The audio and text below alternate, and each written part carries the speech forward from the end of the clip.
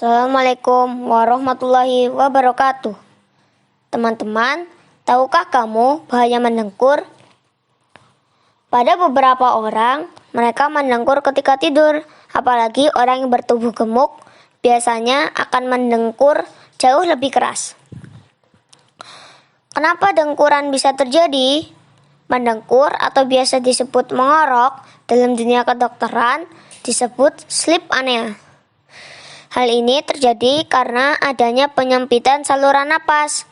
Saluran napas yang menyempit tersebut apabila dilalui udara, maka akan menimbulkan suara, sehingga terciptalah dengkuran saat kita sedang tidur.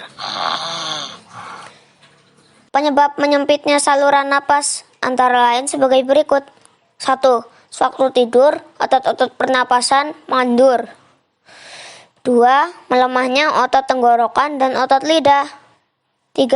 Adanya amandel yang terlalu besar. 4. Lidah jatuh ke belakang akibat posisi tidur yang terlentang. 5. Adanya benjolan pada tenggorokan sebagai akibat kegemukan atau penyakit tertentu. Bahaya mendengkur.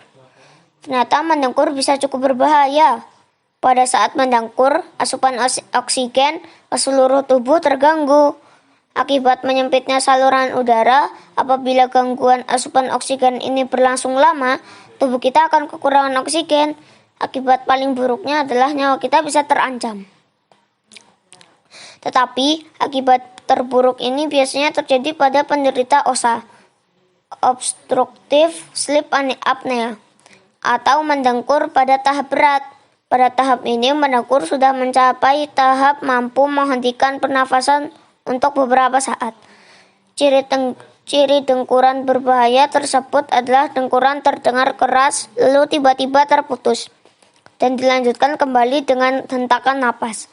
Saat terjadi situasi seperti itu, seluruh organ tubuh kita akan bekerja lebih keras, termasuk jantung dan otak. Jantung akan bekerja keras memompa darah lebih banyak lagi untuk memenuhi kebutuhan oksigen. Sementara itu, otak bekerja keras membuat kita tersadar dari tidur agar pernapasan yang terhenti dapat dilanjutkan kembali. Dalam jangka pendek, seseorang yang mendengkur seperti itu akan merasa mengantuk secara berlebihan pada siang hari saat tubuh tidak melakukan kegiatan yang melibatkan fisik.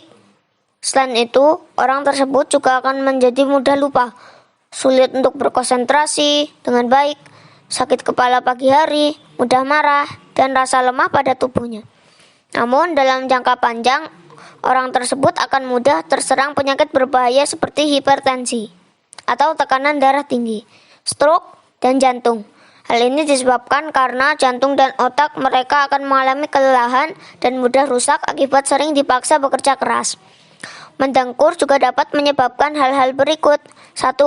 Tidur menjadi tidak sempurna sehingga selalu muncul rasa kantuk dan rasa lelah yang berlebihan di siang hari. 2.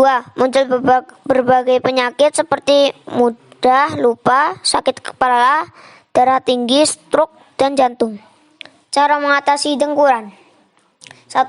Jika mendengkur dipicu oleh faktor berat badan yang berlebihan, berusahalah untuk mengurangi berat badan agar jalan napas menjadi lega. 2.